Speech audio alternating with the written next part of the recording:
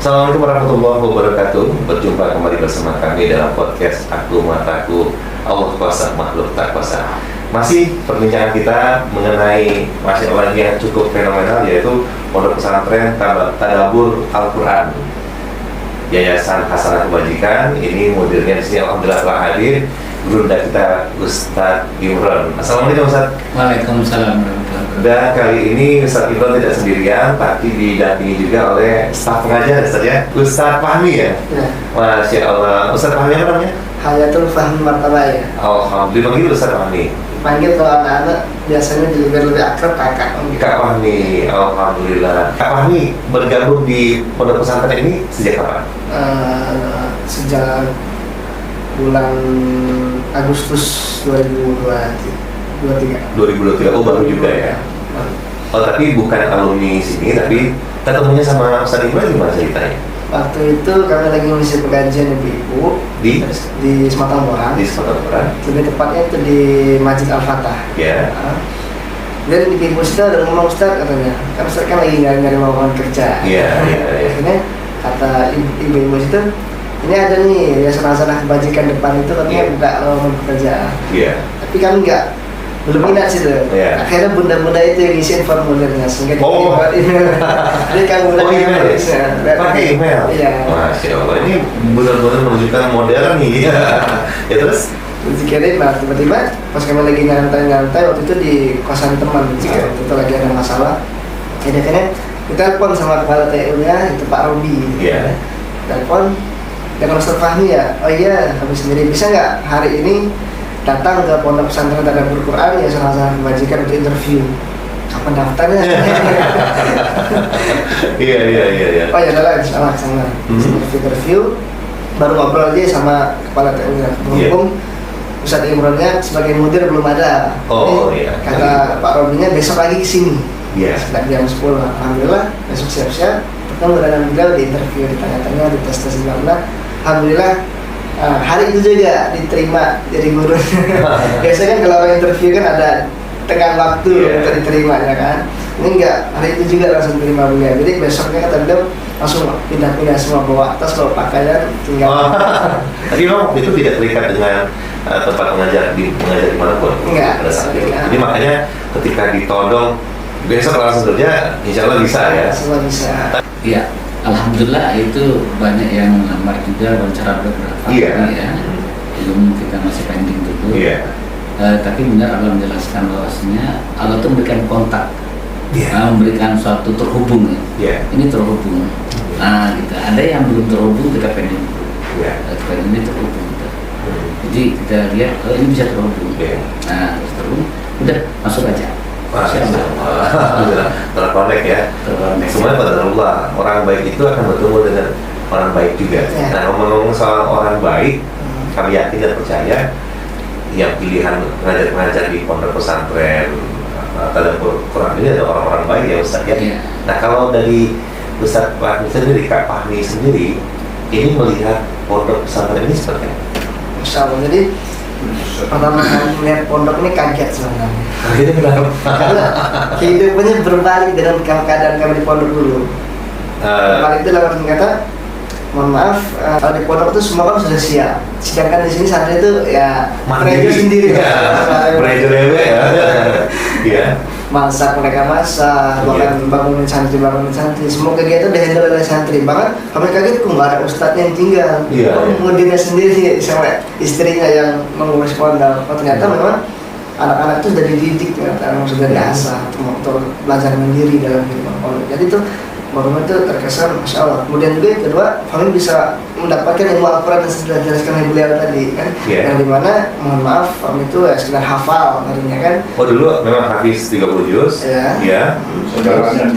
Ya, hafal Al-Quran, sekedar hafal ya, kemana-mana dibawa Al-Quran. Cuman waktu itu ketika pertama kali kami ikut pelatihan da'i, diadakan di Pondok Pesantren Tadabbur Quran, kami membaca Quran Surah Al-Jumu'ah ayat kelima yang tentang perumpamaan orang-orang yang membawa kitab, tapi tidak mengamalkan, nggak paham isi ayat kitab itu, sama seperti keledai yang membawa kitab-kitab yang tebal. Jadi merinding yang dibaca di situ. Walaupun mohon maaf, ini bukan sekedar sharing saja. Sebelum kami Yayasan Hazanah Kebajikan, kami juga sebenarnya dapat beasiswa ke luar negeri. Cuma orang tua belum mengizinkan. Ternyata kenapa sih orang tua nggak mengizinkan? Ternyata ada hikmah di balik itu. Iya. Maksudnya apa? Maksud Allah itu boleh jadi sesuatu yang nggak kamu senangi, ini ada hikmah di balik. Iya. Ada yang terbaik buat Ada kamu, terbaik ya. ya, ternyata betul ditumpahkan dengan sesuatu untuk memperdalam isi Al-Quran tadi. Jadi jangan sekitar yang betul kata kakak tadi kan, sekitar dari hafiz Quran nanti sombong, nggak Iya. nanti ada, kan? Nggak tertib tata krama, nggak Iya. paham isinya, nggak paham maknanya. Itu makanya ketika kami belajar tadabbur Quran itu kaget juga. Iya. Oh ternyata seperti ini hakikat menghafal Quran sebenarnya. Terus kami kaji. Justru semakin tahu semakin waduh kita ini makin kecil aja ya. Iya, nanti. Dan mungkin perasaan jumawa itu lambat laun. Ya sempat ada. Tapi kalau dulu memang sempat ada ya. Ada. Merasa saya masih muda, Iya. umur belum 30 sudah hafiz, imam masjid. Ya, yang tua-tua ini kadang-kadang ya gimana ya gitu. Ya, seperti itu. Tapi ternyata setelah belajar Al-Quran, makna-makna pendalamannya, kemudian mencoba untuk mengamalkan, ternyata apa yang telah kami lewat Islam ini salah. Oh, gitu. Makanya kami bersyukur sekali berjumpa dengan Mas Rimbo, bisa bergabung dengan Pondok Pesantren Al-Quran. Dengan situ kami bisa memaknai betul apa sih hafiz Quran yang sebenarnya itu seperti apa. Ya, justru tanggung jawabnya itu tidak hanya sekedar menghafal, Iya. tapi juga mengamalkannya juga ya. Mengamalkannya, memahami, bahkan menyampaikannya. Ya. Apalagi juga kita sering melihat banyak sekali anak-anak muda yang alhamdulillah sudah hafiz, tapi kadang-kadang dari sisi sosial, kemudian humanismenya itu memang kalau melihat secara sosial agak kurang, adabnya tetap sama orang tua, kemudian sense of sosialnya agak kurang. Nah kalau menurut Ustaz tadi ini gimana Ustaz? Ya kan ini kan agak berbeda nih. Ya. Jadi kita itu di Al-Quran, kita beriman itu mesti punya pasangan. Imannya harus pasangan dengan ilmu. Iya. Kalau Al-Quran cuma dibaca saja, dia tidak menjadikan pelajaran. Maka di surat Yasin dijelaskan sesungguhnya Al-Quran itu tidak layak untuk disairkan, tapi Al-Quran itu pelajaran bagi orang itu. Jadi iman harus pasangan dengan ilmu. Iya. Nah begitu dia iman pasangan dengan ilmu, dia bisa terjadi iman beramal soleh. Iya. Nah bisa berbuat kebaikan. Sudah berbaikan, baru dia berkebaikan beramal soleh, baru dia menjadi iman dan jihad. Iya. Sesudah iman dan jihad, baru dia iman dan tawakal. Nah, kenapa terjadi ada imam masjid, gelar-gelar tadi? Karena belum ini, iman tawakalnya belum jalan. Ya, belum tawakal jalan. Jadi kalau memang kita melihat orang itu benar-benar mengimani Al-Quran, Iya. hidupnya tidak akan miskin. Iya. Tidak akan miskin. Karena janji Allah di surah 566 itu akan kami berikan rezeki dari bawah kaki dan di atas kamu. Saudara habis nih. Ya, dan juga dijelaskan juga di surat 1697, orang-orang yang beriman berbuat kebaikan akan diberikan kehidupan yang layak. Jadi kalau memang dia habis, dia mengimani itu, kami nawatona pasti layak, Iya. pasti layak. Tapi maaf ya, kadang-kadang ada yang habis bagus ya, bagus habis, namanya bagus. Tapi cuma begitu saja kehidupannya. Iya. Ya itu tanda tanya. Tidak sesuai dengan janji Allah di Al-Quran. Iya. Karena terjadi di 61 ayat 2 ya. Apa tuh? Allah benci Pada orang yang mengatakan tapi tidak berbuat. Iya. Allah benci. Dan akhirnya jadi akan membuat ada orang-orang muda yang terbentuk stereotip salah seperti yang dialami oleh Ustadz Imron waktu masih kecil. Iya. Jadi kiai, jadi habis miskin. Nah itu. Dan terus orang tidak kan sebaik-baik manusia itu bermanfaat bagi orang lain. Iya. Dan sebaik-baik muslim itu yang kuat ya, Yang termasuk kuat finansial juga. Harus. Ketika ada hafiz, Sejarah habis. iya, ada hafiz yang kaya dengan hafiz yang miskin, orang lebih cenderung mentaati atau mengikuti omongan orang yang hafiz yang kaya tadi. Betul Ustaz? Betul ya. Iya. Jadi dia habis harus paham juga. Iya. Sehingga puncak dari iman itu dilihat dari kehidupan. Orang yang beriman sesungguhnya itu jadi penguasa dia. Iya. Jadi penguasa. Jadi kita berharap pada habis-habis juga itu bagus, paham isinya, Iya. sehingga kita bisa melaksanakannya. Iya. Ya, kita kasih contoh aja di surat Duha ya. Di surat Duha itu kan terhadap anak yatim yang sewenang-wenang, terhadap orang minta-minta jangan menghardik, terhadap lima orang mesti bersyukur. Nah kalau dia habis masih menolak atau minta-minta dan lima orang tidak pernah bersyukur, Iya. berarti dia belum habis. Nah kata Adi Hidayat itu, Iya. ya, yang dimaksud habis itu orang yang melaksanakan itu. Yang 30 juz itu kan habis, hafal. Nah, hafal itu. Iya. Yang habis itu melaksanakan itu. Nah, berbicara tentang hafiz ini, Ustaz Fahmi sendiri bisa jadi hafiz ini gimana ceritanya? Masya Allah. Jadi ini keajaiban juga lah. Kalau kata bahasa guru kami sering bang. Jadi awalnya itu kami SMP negeri dulu di kampung di Lombok Selatan. Tepatnya boleh bapak kali ini bapak Di Buaya Sana Ngaji, kecamatan Buaya Sana Ngaji, SMP negeri 1 Buaya Sana Ngaji. iya negeri kan Negeri kan. Jadi singkat cerita SMP itu mohon maaf nih nakal. Biasalah anak kampung sekolah di negeri. Itu kelas 3 SMP udah mau lulus terkena kasus yang agak lumayan berat lah sampai harus berurusan dengan polisi ya. Cuman kata pihak polisi nih cuman bisa diselesaikan dengan masa kekeluargaan. Iya. Tapi orang tua Fahmi nggak mau Fahmi pulang ke rumah, biarin aja dengan polisi. Oh gitu. Jadi kurang lebih itu 2 minggu di situ. Iya. Tapi bukan di Sekolah ya. Ya sekolah kehidupan lah gitu. Iya. Alhamdulillah tiba-tiba dipulangkan sama polisi itu minta maaf sama orang tua sama ibu. Jadi ibu nangis di situ. Kamu mau jadi apa? Oh. Kalau mau lanjut ke negeri lagi. Dan ibu udah nggak sanggup. Apa juga dia aja. Kalau kamu pengen berbakti dengan ibu, buktikan apa pengusung pondok. Jadi situ rela tidak rela ikhlas tidak mau pasrah. Iya. Melihat ibu udah nangis, bapak juga ada pasrah ya. Pada Allah masuk pondok di Lampung. Iya. Pondok pesantren di Lampung. Waktu masuk pondok pesantren itu awalnya karena SMA pengen masuk IPA. Iya. Masuk IPA Iya. karena sekolah umumnya juga. Iya. Tapi tiba-tiba ada teman dari Muara Enim namanya Wahyu, dia tegur, perkenalan, dia tegur kamu masuk apa? Kami jawab kami mau masuk IPA. Terus kata teman ini kalau kamu masuk IPA, ngapain kamu jauh-jauh mondok dari Lombok Selatan ke Lampung? Iya. Kenapa nggak sekolah umum aja? Oh iya juga. Kami tanya ke teman tadi, kalau Wahyu mau masuk apa? Katanya mau masuk tahfiz. Karena kami orangnya awam, jadi nggak tahu apa itu tahfiz. Oh. Jadi banyak tanya lah, katanya tahfiz itu khusus untuk belajar Al-Quran, menghafal Al-Quran, sampai selesai 30 juz, belajar agama, belajar hadis dan lain sebagainya. Oh, kami ingat pesan Bapak, kamu kalau lulus pondok pesantren harus 30 juz. Terus Bapak tanya, kalau masuk IPA nggak bisa 30 juz, susah karena tercampur dengan sekolah umum. Iya. Nah, akhirnya adalah Bismillah. Jadi yang formulir mau masuk IPA tadi disobek. Iya. Ngetes pendaftaran, ikut pendaftaran di tahfiz. Iya. Pas pendaftaran itu syaratnya cuma satu, tahsinnya tajwidnya harus bagus ngajinya. Iya. Pas tes ternyata pede-pede aja, insya Allah lulus lah. Pas besok harinya pas pengumuman di papan pengumuman itu alhamdulillah nama Fahmi itu paling terakhir. Paling terakhir dengan keterangan mohon maaf nggak lulus. Oh, Iya, tidak lulus. Tidak lulus. Iya. Mau masuk tahfiz tadi kelas Iya. tahfiz. Jadi otomatis IPA tadi. Umum aja. IPA tadi nggak jadi. Udah telat pendaftarannya, tahfiz nggak terima. Jadi otomatis harus pulang kampung.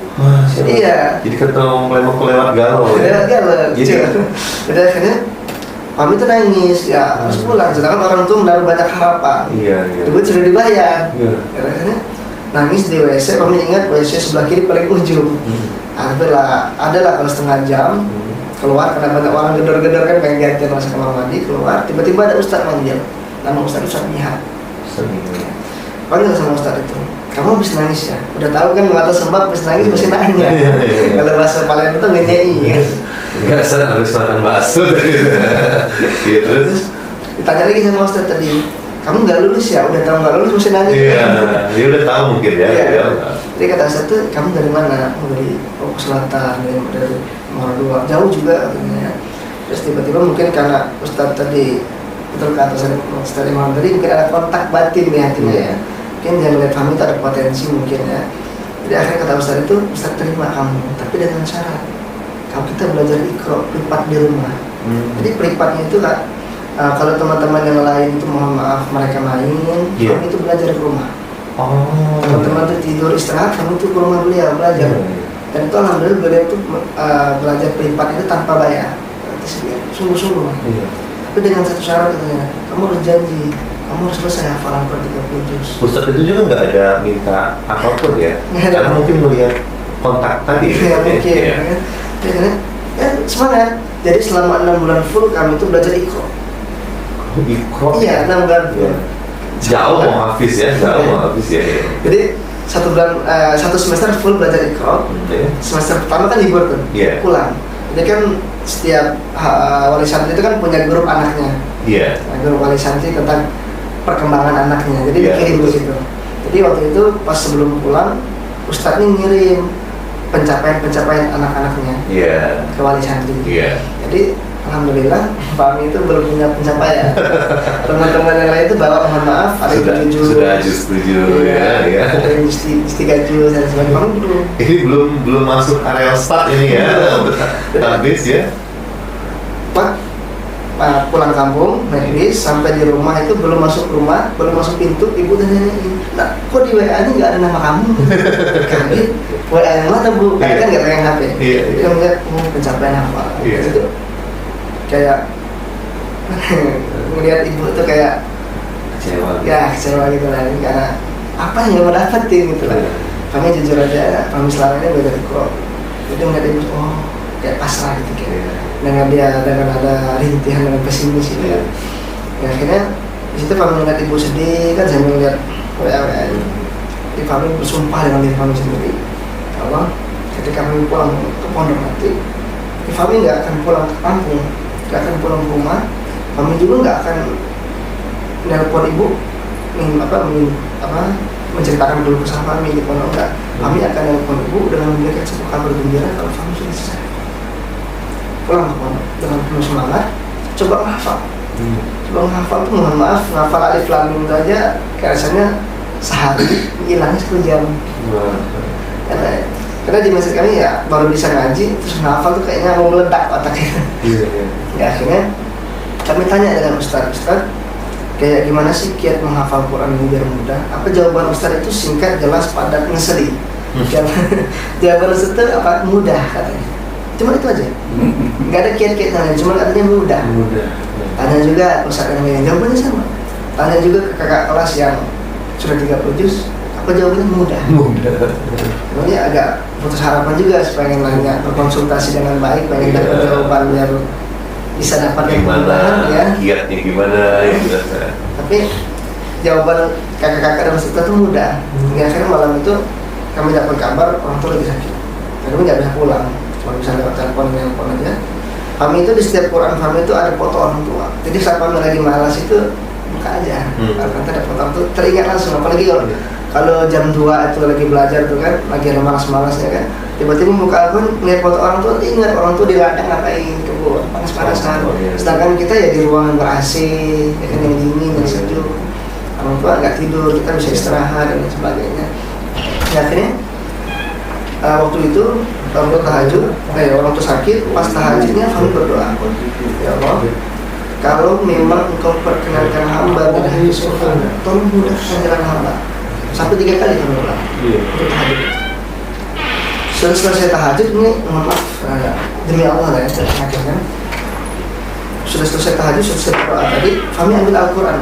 Kami ambil Al-Quran, kami buka secara random, asal buka aja. Tiba-tiba mau tahu Al-Quran ayat apa yang Allah tunjukkan? Itu Quran surah Al-Qamar ayat 17 yang bunyinya walaqad yassarnal Quran lidzikri fahal mudzakir. Semutlah kami mudahkan Al-Quran itu, maka adakah orang yang mengambil pelajaran. Jadi kami mata kami cuma fokus ke ayat itu. Maksudnya apa? Kami tanya dengan Syekh Muhammad Al-Hadid Asy'ari dari Mesir. Syekh ma'ana fi hadhil ayat. Apa jawaban Syekh itu? Inilah jalannya bagi orang-orang yang belajar Al-Quran. Aku mudah. Jadi kata saya itu kalau kamu menghafal Quran pasti kamu mudahkan. Masa iya sih? Kamu coba. Karena janji Allah mudah. Iya. Kamu coba, masih juga susah. Iya. Ya. Nah tapi kalau kata Ustaz Imam itu bagaimana sih janji Allah itu bisa kita dapatkan? Ya harus ada yang kita lakukan dulu. Iya. Harus ada yang kita laksanakan. Berarti Allah kasih feedbacknya. Iya. Dan janji Allah kasih apa? Ternyata ketika kami pelajari isi Al-Quran itu apa?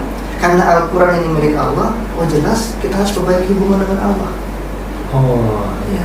Maka ketika itu kami buka Quran surah Al-Baqarah ayat 282. Memang panjang sebelah kiri, tentang piutang, tapi yang paling intinya kami ambil kalimat paling bawah. Wattaqullah bertakwalah kepada Allah, wa yu'allimukumullah. Allah akan mudahkan pengajaran-pengajaran masuk ke Allah. Sehingga dari situ faham banget. Teman-teman tuh mohon maaf, mungkin sholatnya sekitar sholat wajib, sholat tahajud, sholat qobliyah ba'diyah mungkin agak jarang. Teman-teman itu saat sudah selesai pelajaran mereka pulang, kami bersihin masjid. Jadi masjid itu masjid besar, kekurangan DKM, marbotnya kekurangan, jadi kami sering bantu. Perbaiki hubungan, makanya kami sadar dulu kami kurang baik sama Allah. Dan jadi ketika situ, alhamdulillah Allah masukkan. Hafal Quran. Dan pernah kami itu alhamdulillah, ini bersyukur kepada Allah, semua dari Allah. Kami itu satu hari satu malam tuh coba nggak tidur. Alhamdulillah, apa yang kami dapatkan dapat hafal 1 juz. Tapi habis dari situ sakit, nggak mau lagi, nggak mau zalim dengan diri sendiri. Akhirnya kita cerita, alhamdulillah kami terus jalani, perbaiki hubungan dengan Allah. Mama kalau teman-teman tuh pasti senang kami, senang di pondok, kalau puasa Daud, walaupun nggak ada saluran, walaupun buka aja kan nggak diberikan. Nah, akhirnya alhamdulillah Allah izinkan kami untuk berhafiz Quran selama 1 tahun, 7 bulan, 3 hari. Itu salah satu kiatnya lah, dengan memperbaiki juga hubungan dengan Allah. Saat ini saya berani dengan satu hal yang saya syukuri ketika saya berkesempatan untuk bisa dekat dengan masjid adalah banyak sekali inspirasi termasuk ilmu yang didapat secara gratis dan tidak bersusah. Mungkin orang banyak sekali bersusah payah banyak, ini saya bisa mendapatkan gratis. Mudah-mudahan ini juga bisa digunakan misalnya. Dari cerita Pak Hami tadi, mohon pencerahannya Ustaz untuk kita semua, terutama pemirsa Montagu. Apa yang bisa ditarik? Masya Allah, luar biasa. Ternyata memang Al-Quran itu mudah, tapi Al-Quran itu tidak akan bisa disentuh kecuali orang yang disucikan. Jadi kita ikhlas dulu. Nah, Al-Quran itu suci, maka Al-Quran itu suci. Kalau kita beriman mudah. Nah, termasuk saya sendiri, saya kan bukan hafalnya, tapi saya paham isinya. Saya tahu Google Map-nya, ayat sekian, surat sekian. Dalam bicara itu. Kita juga bukan dari pondok pesantren. Nah, tapi kalau kita sucikan hati kita, bersihkan niat kita, semuanya karena Allah akan pastikan. Jadi benar tadi saya bilang, minta pada yang punya. Nah, minta pada yang punya, dan tujuan kita paham itu apa? Nah, tujuan kita paham, jangan sampai salah kita ya. Tujuan kita hafal untuk mengatakan diri salah. Tujuan kita paham untuk kita mengatakan diri salah. Tapi kalau tujuan kita paham, bisa melaksanakan semua perintah Allah dan bisa membagikan, terutama Al-Quran terus dibagikan. Jadi dijelaskan di Al-Quran, kalau kita dapat Al-Quran terus dibagikan, kalau tidak Allah akan laknat dan dilaknat oleh makhluk yang bisa melakukan. Jadi berdakwah itu merupakan kebutuhan kita. Jadi ilmu yang kita ada itu disampaikan kebutuhan. Maka tadi saya juga, kita tuh berdakwah tidak usah nunggu dipanggil, tapi kita yang melakukan. Nah, kita yang mendatangi, insya Allah kita mudahkan oleh Allah. Masya Allah. Ini dari sekarang sendiri untuk pemirsa sampaikan. Jadi nggak banyak lah, mungkin dari pengalaman tadi bagaimana sih kiat kita bisa dekat dengan Al-Quran, kan? Dengan cara kiat kita sucikan diri kita, ikhlaskan diri kita, perbaiki hubungan kita dengan Allah, ya insya Allah Allah akan perkenalkan kita menjadi hamba yang sami wa ta'ala dengan aturan Allah melalui kitab suci Al-Quran. Masya Allah, baik pemirsa, tadi kita sudah mendengarkan sendiri ini bicara walaupun cukup singkat, namun ada sedikit setiap podcast saya mencoba mengambil kesimpulan kata Pak Ami tadi, ketika susah-susah juga lagi kesel, lagi capek menghafal, dia selalu buka ada foto orang tuanya ya.